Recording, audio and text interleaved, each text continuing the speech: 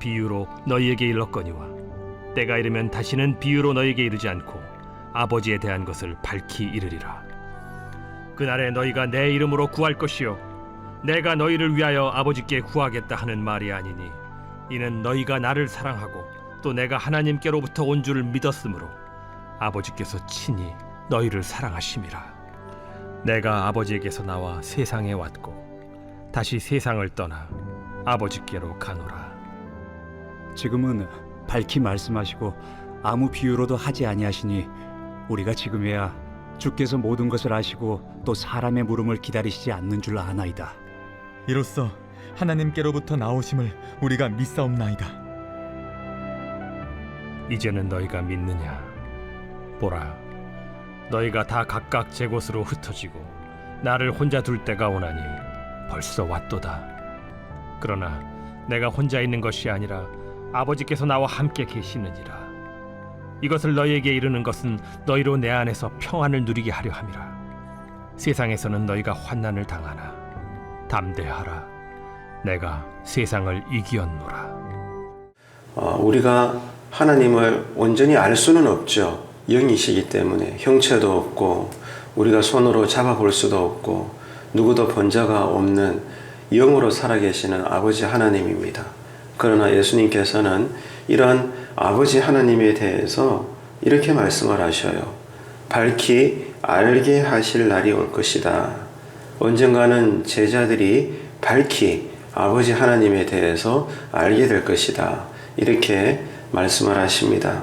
그때는 예수님이 승천하신 이후라서 제자들 곁에 예수님이 계시지 않지만 이제 제자들 스스로 하나님께 기도를 하면은 직접적으로 하나님과 제자들 사이에 영적인 교제가 일어나게 될 것을 말씀을 하십니다.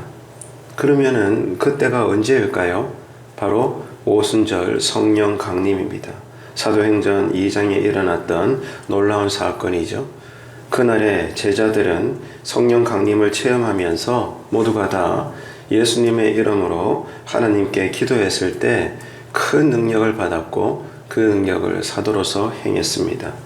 이처럼 예수님께서는 우리가 아버지와 직접 교제할 수 있도록 길을 열어주셨어요. 그래서 일찍이 예수님은 사람들에게 말씀하셨잖아요.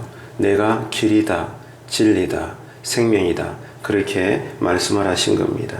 그렇기 때문에 우리는 이제 예수님을 통해서 성령님의 역사하심으로 하나님 은혜의 보좌 앞에 이제는 직접적으로 담대히 나아가서 예배를 드리고 교제를 누리며 또한 신령한 능력과 은사를 받게 되는 것입니다.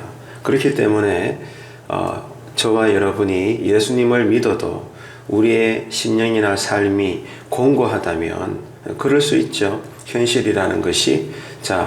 그렇게 된다면 이것은 하나님의 탓이 아니라 그만큼 우리가 기도하지 않기 때문이고 또 그런 만큼 성령으로 충만하지 않기 때문이라는 것을 오늘 본문 앞에서 우리는 고백할 수가 있는 것입니다. 그렇기 때문에 오늘도 저와 여러분, 우리의 기도는 우리를 그저 불쌍히 여겨달라는 기도를 드릴 수밖에 없는 거예요.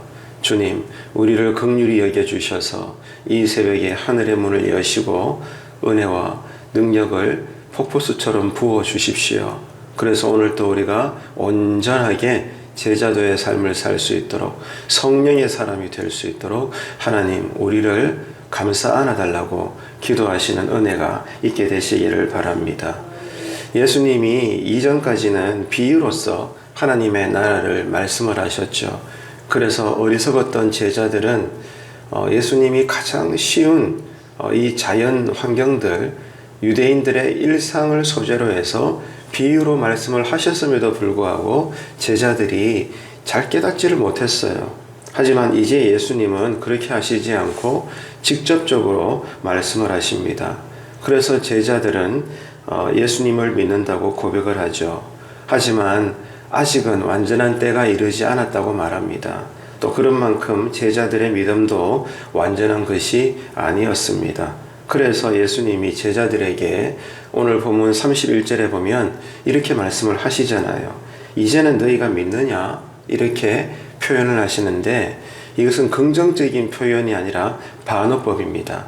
아직까지도 믿지 못하고 깨닫지 못하느냐 이렇게 말씀을 하시는 거죠.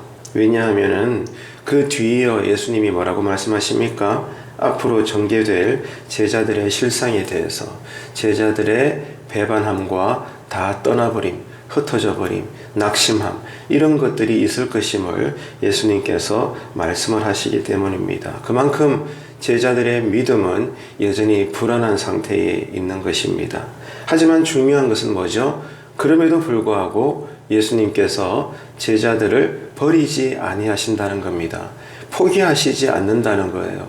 이것이 오늘 또 우리에게 위로가 되고 믿음의 내용이 되고 우리에게 소망이 되는 것입니다. 그렇기 때문에 여러분, 우리의 신앙의 근거는 어디에 있을까요? 내 믿음이 아니라 하나님께 있습니다. 우리의 믿음이 크든지 작든지 뜨겁든지 차갑든지 간에 우리에게 주신 이 믿음의 근거는 하나님으로부터 찾는 것이지 내가 한번 뭐 어떻게 해보리라 이런 것들이 아니라는 것입니다. 흔들리는 갈대 같은 내 결심이 내 신앙의 근거가 아니라 여전히 나를 붙잡고 계시고 포기하지 아니하시고 버리지 아니하시는 신실하신 하나님 사랑에 우리의 신앙과 믿음의 근거를 두어야 되고 거기서 찾을 수가 있어야 되는 거예요. 이 영안이 여러분에게 더 크게 활짝 열려지시게 되기를 바랍니다.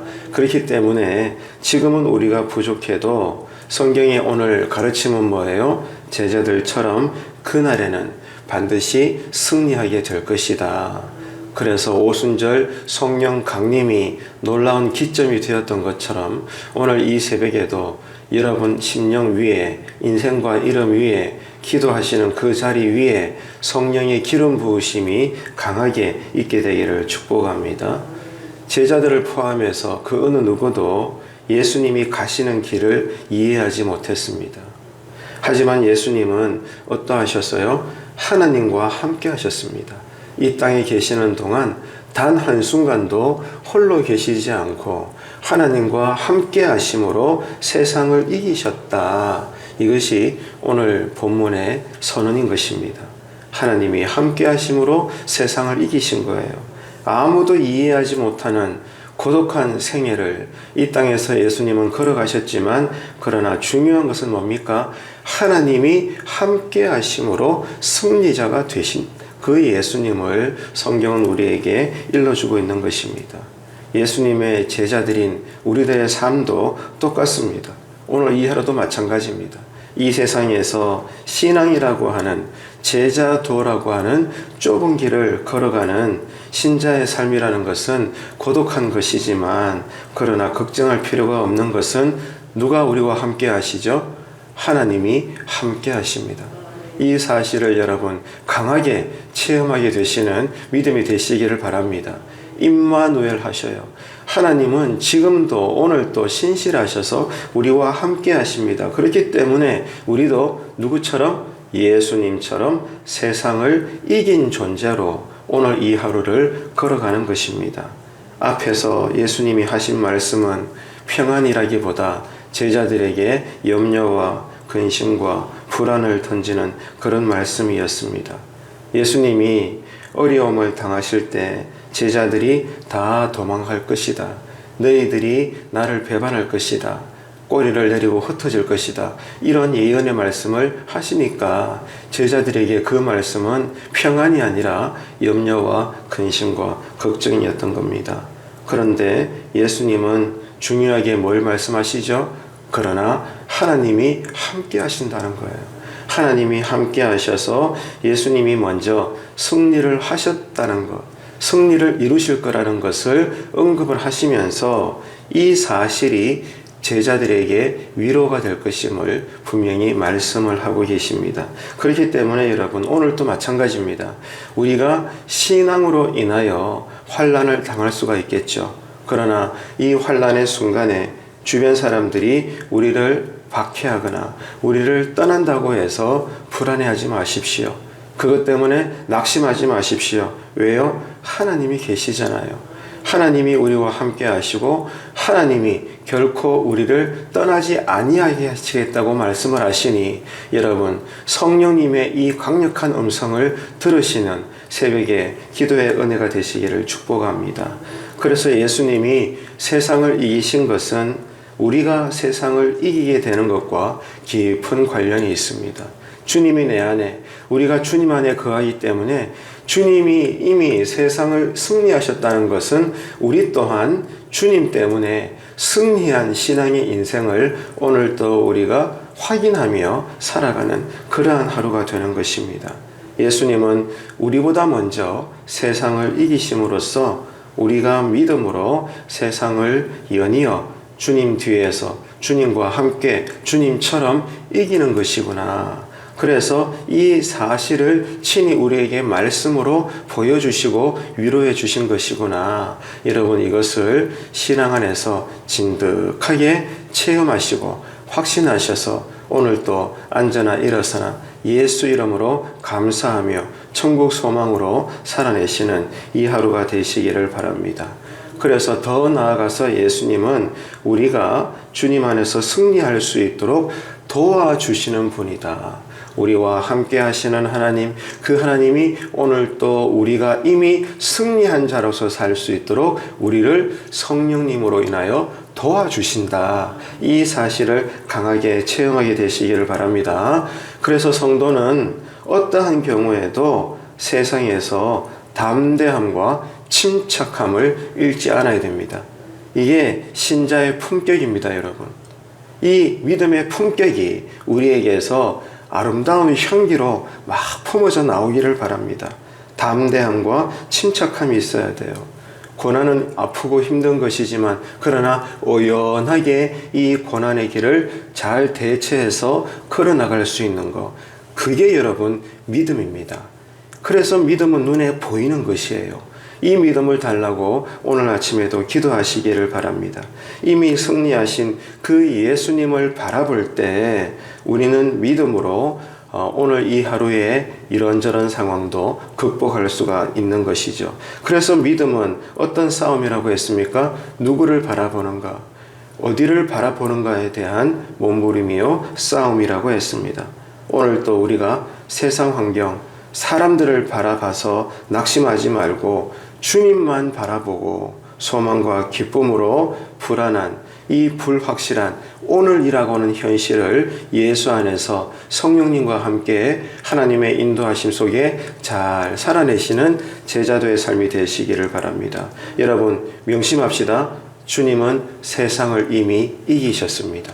그 주님이 우리 안에 계시고 우리가 그 주님 안에 있는 것입니다. 그 주님이 우리와 함께 하시고 우리를 도우시겠다고 오늘 또 말씀하시니 여러분 이 말씀 붙잡고 기도하시고 은혜도 받고 위로도 받고 결단하시고 여러분 믿음의 큰 확신으로 오늘 이 하루를 제자답게 잘 살아낼 수 있는 귀한 복된 날 되시기를 주님의 이름으로 축원합니다. 기도하겠습니다. 참 좋으신 하나님 아버지, 은혜를 감사합니다.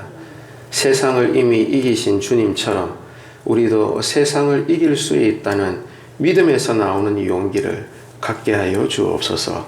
또한 함께해 주셔서 어려움 앞에서도 의연할 수 있도록 세상보다 큰 새 믿음을 새벽마다 크게 부어 주시옵소서. 감사드리며 예수님의 이름으로 기도드립니다. 아멘.